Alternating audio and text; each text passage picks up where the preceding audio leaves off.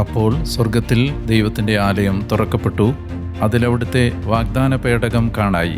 മിന്നൽ പിണരുകളും ഘോഷങ്ങളും ഇടിമുഴക്കങ്ങളും ഭൂകമ്പവും വലിയ കന്മഴയും ഉണ്ടായി. ഞാൻ ഡാനിയലച്ചൻ. പ്രിയമുള്ളവരെ, നിങ്ങൾ കേട്ടുകൊണ്ടിരിക്കുന്നത് എൻകൗണ്ടർ ബൈബിൾ സ്റ്റഡി.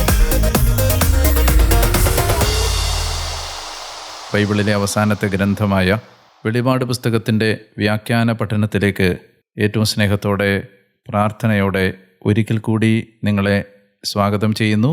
ഞാൻ ഡാനിയലച്ചൻ.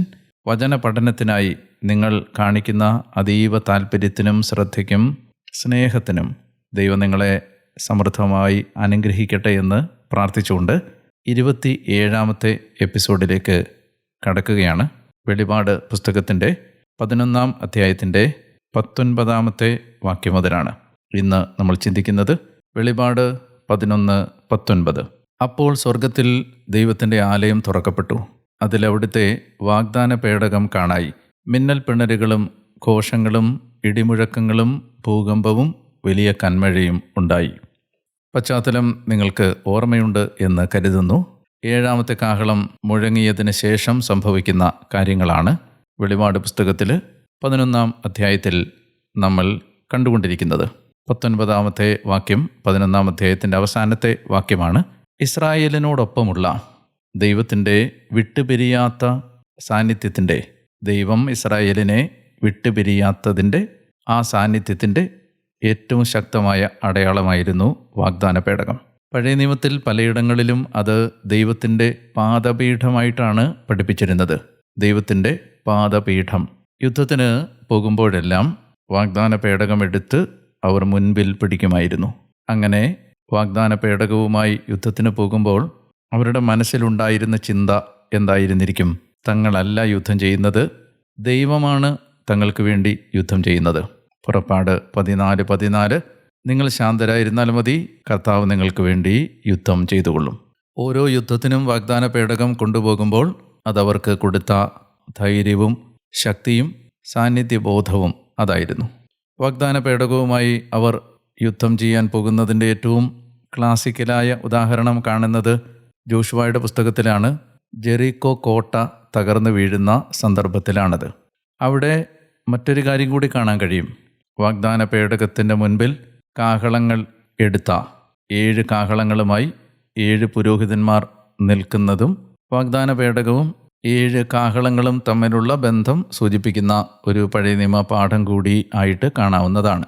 യഹൂദൻ്റെ ചരിത്രത്തിൽ നിന്ന് BC 586 586 വാഗ്ദാന പേടകം അപ്രത്യക്ഷമാവുന്നത്. ബാബിലോൺ പ്രവാസത്തിൻ്റെ 3-ാം ഘട്ടത്തിൻ്റെ തൊട്ടു മുമ്പിലായിരുന്നു അത്. മക്കബായരുടെ 2-ാം പുസ്തകത്തിൻ്റെ 2-ാമത്തെ അധ്യായം 4 മുതൽ 8 വരെയുള്ള വാക്യങ്ങളിൽ വാഗ്ദാന പേടകം പ്രവാസത്തിനു മുമ്പ് ജെറമിയ പ്രവാചകൻ എടുത്തുകൊണ്ടുപോയി സുരക്ഷിതമായി വെക്കുന്നതിനെക്കുറിച്ചുള്ള ഒരു ഭാഗം കാണാനായിട്ട് കഴിയും. ഞാൻ അത് ഒന്ന് വായിച്ച് നമുക്ക് മുന്നോട്ട് പോകാം. അത് ഈ ഭാഗം കുറെ കൂടി വ്യക്തതയോടെ മനസ്സിലാവുന്നതിന് നമ്മളെ സഹായിക്കുകയും ചെയ്യും. 2 മക്കബായർ 2-ാം അധ്യായം 4 മുതൽ 8 വരെ. രേഖയിൽ ഇങ്ങനെയും കാണുന്നു. ദൈവത്തിൻ്റെ അരുളപ്പാടനുസരിച്ച് കൂടാരവും പേടകവും തൻ്റെ പിന്നാലെ കൊണ്ടുവരാൻ പ്രവാചകൻ കൽപ്പിച്ചു. ദൈവം നൽകുന്ന അവകാശഭൂമി കാണാൻ മോശ കയറിയ മലയിലേക്ക് അവൻ പോയി. അവിടെ ജെറമിയ ഒരു ഗുഹ കണ്ടു. കൂടാരവും പേടകവും ധൂപപീഠവും അതിൽ വെച്ച് പ്രവേശനദ്വാരം അടച്ച് ഭദ്രമാക്കി. അനുയായികളിൽ ചിലർ അങ്ങോട്ടുള്ള വഴി അടയാളപ്പെടുത്താൻ മുതിർന്നെങ്കിലും വഴി കണ്ടുപിടിക്കാൻ കഴിഞ്ഞില്ല. ജെറമിയ ഇതറിഞ്ഞ് ശകാരിച്ചുകൊണ്ട് പറഞ്ഞു, ദൈവം തൻ്റെ ജനത്തെ വീണ്ടും ഒരുമിച്ച് കൂട്ടുകയും അവരോട് കരുണ കാണിക്കുകയും ചെയ്യുന്നതുവരെ ഈ സ്ഥലം അജ്ഞാതമായിരിക്കും. അന്ന് കർത്താവ് ഇത് വെളിപ്പെടുത്തും. മോശയുടെ കാര്യത്തിലും സ്ഥലത്തെ പൗത്രീകരിക്കണമെന്ന് പ്രാർത്ഥിച്ച സോളമൻ്റെ കാര്യത്തിലും സംഭവിച്ചതുപോലെ കർത്താവിൻ്റെ മഹത്വവും മേഘവും അന്നും പ്രത്യക്ഷപ്പെടും. പാരമ്പര്യം പറയുന്നതനുസരിച്ച് ബാബിലോൺ പ്രവാസത്തിലേക്ക് ജനം പോകുന്നതിന് മുമ്പ്, ദേവാലയം സമ്പൂർണ്ണമായി കത്തി നശിപ്പിക്കപ്പെടുന്നതിന് മുൻപ്, ജെറമിയ മോശ മരിച്ചുവെന്ന് വിശ്വസിക്കപ്പെടുന്ന നെബോ മലയിൽ ഒരു ഗുഹയിൽ അത് മറച്ചു വെക്കുകയും അവിടേക്ക് പോകാനുള്ള വഴി അടയാളപ്പെടുത്താൻ മുതിർന്നവരെ ശകാരിച്ചുകൊണ്ട് ഇപ്രകാരം പറയുകയും ചെയ്തു. വാഗ്ദാന പേടകം ദൈവം വെളിപ്പെടുത്തും. എപ്പോഴാണ്? ദൈവം തൻ്റെ ജനത്തോട് വീണ്ടും കരുണ കാണിച്ച് അവരെ ഒരുമിച്ച് കൂട്ടുന്ന സമയത്ത് വാഗ്ദാന പേടകം ദൈവം കാണിച്ച് തരും. അന്ന് ദൈവസാന്നിധ്യത്തിൻ്റെ മഹത്വവും മേഘവും പ്രത്യക്ഷപ്പെടുകയും ചെയ്യും. ഇവിടെ 19-ാമത്തെ വാക്യത്തിൽ, വെളിപാട് 11:19 നമ്മൾ കാണുന്നത് ജെറമിയ പ്രവാചകൻ്റെ ആ പ്രവചന വാക്കുകൾ പൂർത്തിയാവുന്നതായിട്ടാണ്. ദൈവം തൻ്റെ ജനത്തോട് കരുണ കാണിച്ച് അവരെ ക്രിസ്തുവിൻ്റെ രാജ്യത്തിൻ്റെ പൂർത്തീകരണത്തിൽ ഒരുമിച്ച് കൂട്ടുമ്പോൾ വാഗ്ദാന പേടകം എന്താണെന്ന് അല്ല, ആരാണെന്ന് ദൈവം വെളിപ്പെടുത്താൻ പോവുകയാണ്. പഴയ നിയമത്തിൽ വാഗ്ദാന പേടകം എടുത്തുകൊണ്ട് പുറപ്പെടുമ്പോഴെല്ലാം ഇപ്രകാരം മോശ പ്രാർത്ഥിച്ചിരുന്നു. ആ പ്രാർത്ഥന കാണുന്നത് സംഖ്യ 10-ാം അധ്യായം 35-ാമത്തെ വാക്യത്തിലാണ്. നമ്പേഴ്സ് 10:35. സംഖ്യ 10:35. പേടകം പുറപ്പെട്ടപ്പോഴെല്ലാം മോശ പ്രാർത്ഥിച്ചു, കർത്താവേ, ഉണരുക, അങ്ങയുടെ ശത്രുക്കൾ ചിതറിപ്പോകട്ടെ, അങ്ങേ ദ്വേഷിക്കുന്നവർ പലായനം ചെയ്യട്ടെ. സംഖ്യ 10:35. ഇവിടെ വാഗ്ദാന പേടകം വെളിപ്പെടുത്തുന്ന ഈ സംഭവം നമ്മൾ കാണുമ്പോൾ ഈ പഴയ നിയമത്തിലെ മോശ പ്രാർത്ഥിച്ച പ്രാർത്ഥനയുടെ പശ്ചാത്തലത്തിൽ എന്താണ് പ്രാർത്ഥിച്ചത്? കർത്താവേ, ഉണരുക, അങ്ങയുടെ ശത്രുക്കൾ ചിതറിപ്പോകട്ടെ. ഈ പ്രാർത്ഥനയുടെ പശ്ചാത്തലത്തിൽ വെളിപാട് 11:19 വാഗ്ദാന പേടകം വെളിപ്പെടുത്തപ്പെടുമ്പോൾ നമുക്ക് മനസ്സിലാവുകയാണ്, ദൈവം തൻ്റെ ശത്രുക്കൾക്കെതിരെ അന്തിമ പോരാട്ടം നടത്താനൊരുങ്ങുകയാണ്. മിന്നൽ പിണരുകളും ഇടിമുഴക്കവും ഭൂകമ്പവും കന്മഴയും ദൈവം ഇറങ്ങി വരുന്നതിനെ, ദൈവത്തിൻ്റെ സാന്നിധ്യത്തെ സൂചിപ്പിക്കുന്ന അടയാളങ്ങളാണ്. ഒരു കാര്യം സന്ദർഭവശാൽ സൂചിപ്പിക്കാൻ ആഗ്രഹിക്കുന്നു. നമ്മൾ ഇന്ന് കാണുന്നത് പോലെ അധ്യായങ്ങളും വാക്യങ്ങളും യോഹന്നാൻ സുവിശേഷം അല്ലെങ്കിൽ വെളിപാട് ഒക്കെ എഴുതുന്ന സമയത്ത് ഉണ്ടായിരുന്നില്ല. അത് ലേറ്റർ അഡീഷൻസ് ആണ്, പിന്നെ ചേർത്തതാണ്. നമുക്ക് വായിക്കാനുള്ള സൗകര്യത്തിന് വേണ്ടി പിന്നീട് വന്ന നൂറ്റാണ്ടുകളിലാണ് അധ്യായങ്ങളും വാക്യങ്ങളും ബൈബിളിൽ ഉണ്ടായത്. അപ്പോൾ യോഹന്നാനെ സംബന്ധിച്ച് യോഹന്നാൻ ഇതെഴുതുമ്പോൾ 11-ാം അധ്യായവും 12-ാം അധ്യായവും നമ്മൾ വിഭജിച്ച വിഭജനം യോഹന്നാൻ്റെ മനസ്സിലില്ല. ഞാൻ പറഞ്ഞു വരുന്നത് 11-ാം അധ്യായത്തിൻ്റെ 19-ാമത്തെ വാക്യവും 12-ാം അധ്യായത്തിൻ്റെ 1-ാം വാക്യവും യോഹന്നാൻ്റെ രചനയിൽ ഒരേ തുടർച്ചയിലാണ് നടക്കുന്നത്. അത് 2 അധ്യായങ്ങളായിട്ടല്ല യോഹന്നാൻ കാണുന്നത്. അതുകൊണ്ട് നമ്മൾ 12:1, 11, 19 ബാക്കിയായിട്ടാണ് വായിക്കാൻ പോകുന്നത്. 11:19 സ്വർഗത്തിൽ ദൈവത്തിൻ്റെ ആലയം തുറക്കപ്പെട്ടു, അതിലവിടുത്തെ വാഗ്ദാന പേടകം കാണായി, മിന്നൽ പിണരുകളും ഘോഷങ്ങളും ഇടിമുഴക്കങ്ങളും ഭൂകമ്പവും വലിയ കന്മഴയും ഉണ്ടായി. 12-ാം അധ്യായം 1-ാം വാക്യം, സ്വർഗത്തിൽ ഒരു വലിയ അടയാളം കാണപ്പെട്ടു. സൂര്യനെ ഉടയാടയാക്കിയ ഒരു സ്ത്രീ, അവളുടെ പാദങ്ങൾക്കടിയിൽ ചന്ദ്രൻ, ശിരസിൽ 12 നക്ഷത്രങ്ങൾ കൊണ്ടുള്ള കിരീടം. അവൾ ഗർഭിണിയായിരുന്നു. പ്രസവവേദനയാൽ അവൾ നിലവിളിച്ചു, പ്രസവക്ലേശത്താൽ അവൾ ഞെരുങ്ങി. സ്വർഗത്തിൽ മറ്റൊരടയാളം കൂടി കാണപ്പെട്ടു. ഇതാ, അഗ്നിമയനായ ഒരു ഉഗ്രസർപ്പം, അതിന് 7 തലയും 10 കൊമ്പും, തലകളിൽ 7 കിരീടങ്ങൾ. അതിൻ്റെ വാൽ ആകാശത്തിലെ നക്ഷത്രങ്ങളിൽ 1/3 വാരിക്കൂട്ടി ഭൂമിയിലേക്ക് എറിഞ്ഞു. ആ സ്ത്രീ പ്രസവിക്കുന്ന കുഞ്ഞിനെ വിഴുങ്ങാൻ സർപ്പം അവരുടെ മുമ്പിൽ കാത്തുനിന്നു. അവിടെ ഒരു ആൺകുട്ടിയെ പ്രസവിച്ചു. സകല ജനപദങ്ങളെയും ഇരുമ്പ് ദണ്ടുകൊണ്ട് ഭരിക്കാനുള്ളവനാണ് അവൻ. അവരുടെ ശിശു ദൈവത്തിൻ്റെയും അവിടുത്തെ സിംഹാസനത്തിൻ്റെയും അടുക്കലേക്ക് സംവഹിക്കപ്പെട്ടു. ആ സ്ത്രീ മരുഭൂമിയിലേക്ക് ഓടിപ്പോയി. അവിടെ 1260 ദിവസം അവളെ പോറ്റുന്നതിന് ദൈവം സജ്ജമാക്കിയ ഒരു സ്ഥലം ഉണ്ടായിരുന്നു. വളരെ വളരെ വളരെ ശ്രദ്ധ നിങ്ങൾ ഈ പഠനത്തിന് നൽകേണ്ട ഒരു സമയമാണ് ഇനി. വെളിപാടിലെ മറ്റെല്ലാ പാസേജുകളും ചർച്ച ചെയ്തപ്പോൾ ഞാൻ പറഞ്ഞ പോലെ തന്നെ വെളിപാടിലെ വെളിപ്പെടുത്തലുകൾക്ക്, ദർശനങ്ങൾക്ക് ഒരർത്ഥമല്ല ഉള്ളത്. അതിന് ബഹുവിധമായ അർത്ഥതലങ്ങളുണ്ട്. മൾട്ടി ലെവൽ മീനിങ് ഉണ്ട്, മൾട്ടി ലെയേർഡായ മീനിങ് ഉണ്ട്, പല അടരുകളിലുള്ള അർത്ഥമുണ്ട്. അങ്ങനെ വരുമ്പോൾ ഈ സ്വർഗത്തിൽ കാണപ്പെട്ട 2 അടയാളങ്ങളിലെ ആദ്യത്തെ അടയാളമായ സൂര്യനെ ഉടയാടയാക്കിയ സ്ത്രീ, പാദങ്ങൾക്കടിയിൽ ചന്ദ്രനുള്ള സ്ത്രീ, ശിരസിൽ 12 നക്ഷത്രങ്ങൾ കൊണ്ടുള്ള കിരീടം വച്ച സ്ത്രീ ആരാണ്? പല തലങ്ങളിൽ ഇതിനർത്ഥമുണ്ട് എന്ന് ഞാൻ പറഞ്ഞു. ഒരർത്ഥത്തിൽ ഈ സ്ത്രീ പഴയ നിയമത്തിലെയും പുതിയ നിയമത്തിലെയും വിശ്വസ്തരായ ജനത്തെ സൂചിപ്പിക്കുന്ന അടയാളമാണ്. എന്ന് പറഞ്ഞാൽ ഈ സ്ത്രീ ദൈവജനത്തിൻ്റെ അടയാളമാണ്. ഒരർത്ഥത്തിൽ സമാനമായ തത്തുല്യമായ മറ്റൊരർത്ഥത്തിൽ വെളിപാട് 12 സ്ത്രീ മാനവകുലത്തിലെ ക്രിസ്തു കഴിഞ്ഞാൽ ഏറ്റവും പ്രഥമ സ്ഥാനത്ത് ദൈവം ഉയർത്തി നിർത്തിയ ദൈവജനത്തിൻ്റെ ഏറ്റവും ഉത്തമയായ പ്രതിനിധിയും പ്രതീകവുമായ പരിശുദ്ധ കന്യകാമറിയത്തെ സൂചിപ്പിക്കുന്നു. ഞാൻ ഒരിക്കൽ കൂടി പറയാം. വെളിപാട് 12 സ്ത്രീ ആരാണ്? ഒരർത്ഥത്തിൽ ഈ സ്ത്രീ പഴയ നിയമത്തിലെയും പുതിയ നിയമത്തിലെയും, പഴയ ഇസ്രായേലിലെയും പുതിയ ഇസ്രായേലിലെയും വിശ്വസ്തരായ ജനതയുടെ പ്രതീകമാണ്, ദൈവജനത്തിൻ്റെ പ്രതീകമാണ്. മറ്റൊരർത്ഥത്തിൽ പരിശുദ്ധ മറിയത്തിൻ്റെ അടയാളമാണ്. സ്വർഗത്തിൽ പ്രത്യക്ഷപ്പെടുന്ന 2 അടയാളങ്ങളുണ്ട് എന്നാണ് പറയുന്നത്. ഇവിടെ ആദ്യത്തെ അടയാളമാണ് ഈ സ്ത്രീ. ഈ അടയാളം കാണുമ്പോൾ നമുക്ക് ഒരു പുതിയ കോൺസ്റ്റലേഷൻ പോലെ തോന്നുകയാണ്. പുതിയൊരു നക്ഷത്ര രാശി പോലെ, പുതിയൊരു താരാപഥം പോലെ തോന്നുകയാണ്. ഒരു നക്ഷത്ര രാശിയിൽ, കോൺസ്റ്റലേഷനിൽ സൂര്യനുണ്ട്, ചന്ദ്രനുണ്ട്, നക്ഷത്രങ്ങളുണ്ട്. ഇവിടെയും അങ്ങനെ കാണാൻ കഴിയും. ഇത് വായിക്കുമ്പോൾ നമുക്ക് ഓർമ്മ വരുന്ന ഒരു പഴയ നിയമഭാഗമുണ്ട്. അത് ഉൽപ്പത്തി പുസ്തകത്തിൻ്റെ 37-ാം അധ്യായത്തിൽ 7 മുതൽ 10 വരെ വാക്യങ്ങളിൽ, ഉൽപ്പത്തി 37-ാം അധ്യായത്തിൽ 7 മുതൽ 10 വരെ വാക്യങ്ങളിൽ ജോസഫ് കാണുന്ന സ്വപ്നത്തിലെ സൂര്യനും ചന്ദ്രനും നക്ഷത്രങ്ങളും വായനക്കാരുടെ ഓർമ്മയിൽ വരും. അതവിടെ ഉൽപ്പത്തി 37-ൽ ആ സൂര്യനും ചന്ദ്രനും നക്ഷത്രങ്ങളും സൂചിപ്പിച്ചത് യാക്കോബിനെയും യാക്കോബിൻ്റെ ഭാര്യയായ റാഹേലിനെയും അതുപോലെ തന്നെ ജോസഫിൻ്റെ സഹോദരന്മാരെയും ആണ്. സൂര്യനും ചന്ദ്രനും നക്ഷത്രങ്ങളും യാക്കോബ്, റാഹേൽ, അതുപോലെ ജോസഫിൻ്റെ സഹോദരന്മാർ, യാക്കോബിൻ്റെ മക്കൾ.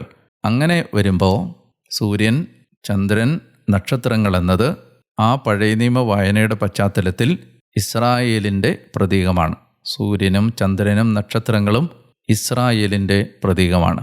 അതുകൊണ്ടാണ് നമ്മൾ പറയുന്നത് വെളിപാട് 12 ഈ സ്ത്രീ ഇസ്രായേൽ ജനതയുടെ, പഴയ ഇസ്രായേലിൻ്റെയും പുതിയ ഇസ്രായേലിൻ്റെയും അടയാളം ആവാം. ഇങ്ങനെ പറയുന്നതിന് നമ്മളെ പ്രേരിപ്പിക്കുന്ന മറ്റൊരു കാരണം, ബൈബിളിൽ ഇസ്രായേലിനെ പലയിടങ്ങളിലും സ്ത്രീയോട് ഉപമിച്ചിട്ടുണ്ട്. ഉദാഹരണത്തിന് നമുക്കറിയാവുന്ന ഒരു വാക്കാണ് സിയോൻ പുത്രി. ഇസ്രായേലിനെ വിളിക്കുന്നൊരു വാക്കാണ് സിയോൻ പുത്രി. ഇനി 12-ാം അധ്യായത്തിൻ്റെ 2-ാമത്തെ വാക്യം, അവൾ ഗർഭിണിയായിരുന്നു, പ്രസവ വേദനയാൽ അവൾ നിലവിളിച്ചു, പ്രസവ ക്ലേശത്താൽ അവൾ ഞെരുങ്ങി. ഇത് മീഖായുടെ പ്രവചനത്തിലെ 2 വാക്യങ്ങളെ ഓർമ്മിപ്പിക്കുന്നുണ്ട്. ഞാൻ മീഖ പ്രവചനത്തിലെ ആ 2 വാക്യങ്ങൾ വായിക്കാം. മീഖ 4:10, മീഖ 5:3. മീഖ 4:10, 5:3 നമ്മളെ ഓർമ്മിപ്പിക്കുന്നുണ്ട്. ഈ വാക്യം വായിക്കുമ്പോൾ അവൾ ഗർഭിണിയായിരുന്നു, പ്രസവ വേദനയാൽ അവൾ നിലവിളിച്ചു, പ്രസവ ക്ലേശത്താൽ അവൾ ഞെരുങ്ങി. സിയോൻ പുത്രി, പ്രസവവേദന അനുഭവിക്കുന്ന സ്ത്രീയെപ്പോലെ നീ വേദനയാൽ പുളയുക. മീഖ 4:10 ഞാൻ വായിക്കുന്നത്. സിയോൻ പുത്രി, പ്രസവവേദന അനുഭവിക്കുന്ന സ്ത്രീയെപ്പോലെ നീ വേദനയാൽ പുളയുക. നീ ഇപ്പോൾ ഈ നഗരം വിട്ടുപോയി വിജനപ്രദേശത്ത് വസിക്കേണ്ടി വരും. നീ ബാബിലോണിലേക്ക് പോകും, അവിടെ വെച്ച് നീ രക്ഷിക്കപ്പെടും. കർത്താവ് നിന്നെ ശത്രുകരങ്ങളിൽ നിന്ന് വീണ്ടെടുക്കും. നോക്കുക, വെളിപാട് 12:2 പറഞ്ഞ അവൾ ഗർഭിണിയായിരുന്നു, പ്രസവവേദനയാൽ നിലവിളിച്ചു, പ്രസവക്ലേശത്താൽ ഞെരുങ്ങി എന്ന് ആ പറയുന്നതിൻ്റെ ഒരു പഴയ നിയമ പ്രവചനം മീഖ 4:10 കിടക്കുകയാണ്. സിയോൻ പുത്രി, പ്രസവ വേദന അനുഭവിക്കുന്ന സ്ത്രീയെപ്പോലെ നീ വേദനയാൽ പുളയുക. നീ ഇപ്പോൾ ഈ നഗരം വിട്ടുപോയി വിജനപ്രദേശത്ത് വസിക്കേണ്ടി വരും. നീ ബാബിലോണിലേക്ക് പോകും, അവിടെ വെച്ച് നീ രക്ഷിക്കപ്പെടും. കർത്താവ് നിന്നെ ശത്രുകരങ്ങളിൽ നിന്ന് വീണ്ടെടുക്കും. ഇനി മീഖ പ്രവചനം 5-ാം അധ്യായം 3-ാം വാക്യം, അതിനാൽ ഈറ്റുനോവെടുത്തവൾ പ്രസവിക്കുന്നതുവരെ അവൻ അവരെ പരിത്യജിക്കും. പിന്നീട് അവൻ്റെ സഹോദരരിൽ അവശേഷിക്കുന്നവർ ഇസ്രായേൽ ജനത്തിലേക്ക് മടങ്ങിവരും. മീഖ 5:3. അപ്പോൾ എന്താണ് ഈ സ്ത്രീ അനുഭവിച്ച പ്രസവവേദന? ഈ സ്ത്രീ ഇസ്രായേലിൻ്റെ ദൈവജനത്തിൻ്റെ പ്രതീകമാണ്. അങ്ങനെയാണെങ്കിൽ ഈ സ്ത്രീയുടെ പ്രസവവേദന ഈ പഴയ നിയമ വാക്യങ്ങളുടെ വെളിച്ചത്തിൽ എന്താണ്? മിശിഹായ്ക്ക് പിറവി കൊടുക്കുന്നതിന് വേണ്ടി, മിശിഹായ്ക്ക് ജന്മം കൊടുക്കുന്നതിന് വേണ്ടി സിയോൻ അഥവാ ഇസ്രായേൽ ഏറ്റെടുക്കേണ്ടി വന്ന ഞെരുക്കത്തിൻ്റെ സൂചനകളാണ് ഈ പ്രസവവേദനയായി അവതരിപ്പിച്ചിരിക്കുന്നത്. മിശിഹായ്ക്ക് ജന്മം കൊടുക്കുന്നതിന് ഇസ്രായേൽ കടന്നു പോകേണ്ടി വന്ന, നൂറ്റാണ്ടുകളിലൂടെ കടന്നു പോകേണ്ടി വന്ന പീഡനങ്ങളുടെയും ഞെരുക്കത്തിൻ്റെയും പ്രതീകമാണ് ഈ പ്രസവ വേദനയായി അവതരിപ്പിച്ചിരിക്കുന്നത്. ഞാൻ ഈ സ്ത്രീ പരിശുദ്ധ അമ്മയാണ് എന്ന അർത്ഥത്തിലേക്ക് പിന്നീടാണ് വരുന്നത്. ഇപ്പോൾ നമുക്ക് ഈ ദൈവജനം എന്ന അർത്ഥത്തിൽ വ്യാഖ്യാനിച്ച് പോവുകയാണ്. അല്പം കഴിഞ്ഞിട്ട് ഞാൻ രണ്ടാമത്തേതിലേക്ക് വരാം. ഈ സമയത്ത് സ്വർഗത്തിൽ നമ്മളെ ഭയപ്പെടുത്തുന്ന മറ്റൊരടയാളം കൂടി കാണപ്പെടുന്നു. വെളിപാട് പുസ്തകം 12-ാം അധ്യായം 3-ാമത്തെ വാക്യം. സ്വർഗത്തിൽ മറ്റൊരടയാളം കൂടി കാണപ്പെട്ടു. ഇതാ അഗ്നിമയനായ ഒരു ഉഗ്രസർപ്പം. അതിന് 7 തലയും 10 കൊമ്പും, തലകളിൽ 7 കിരീടങ്ങൾ. അതിൻ്റെ വാൽ ആകാശത്തിലെ നക്ഷത്രങ്ങളിൽ 1/3 വാരിക്കൂട്ടി ഭൂമിയിലേക്ക് എറിഞ്ഞു. ആ സ്ത്രീ പ്രസവിക്കുന്ന കുഞ്ഞിനെ വിഴുങ്ങാൻ സർപ്പം അവരുടെ മുമ്പിൽ കാത്തുനിന്നു.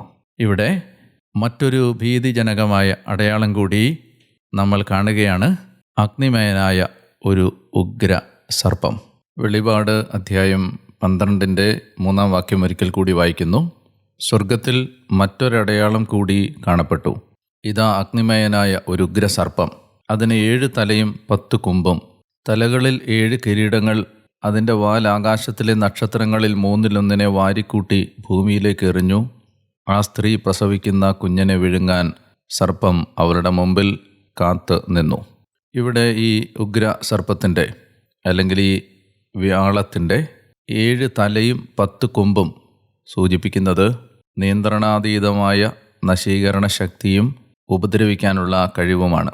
അല്പകാലത്തേക്ക് ഈ മൃഗത്തിന്, ഈ വ്യാളത്തിന് നശീകരണ ശക്തിയും അധികാരവും നൽകപ്പെട്ടതുപോലെ തോന്നിപ്പിക്കുന്ന വിവരണമാണ്. അഗ്നിമയനായ ഉഗ്രസർപ്പം എന്ന് വെച്ചാൽ അതിൻ്റെ നിറം ചുവന്നതാണ്. ആക്രമണോത്സുകമായ അതിൻ്റെ സ്വഭാവത്തെ, വയലൻ്റായ നേച്ചറിനെ സൂചിപ്പിക്കുന്നതാണ് ഈ അഗ്നിമയനായ എന്ന പ്രയോഗം. It is A huge red dragon. ഈ വാക്യം വായിക്കുമ്പോൾ ഈ വ്യാളത്തെ മനസ്സിലാക്കുന്നതിന് പഴയ നിയമത്തിലെ 2 വാക്യങ്ങൾ കൂടി വായിക്കുകയാണ്. ഒന്നാമത്തേത് സങ്കീർത്തനം 74-ന്റെ 13-ഉം 14-ഉമാണ്.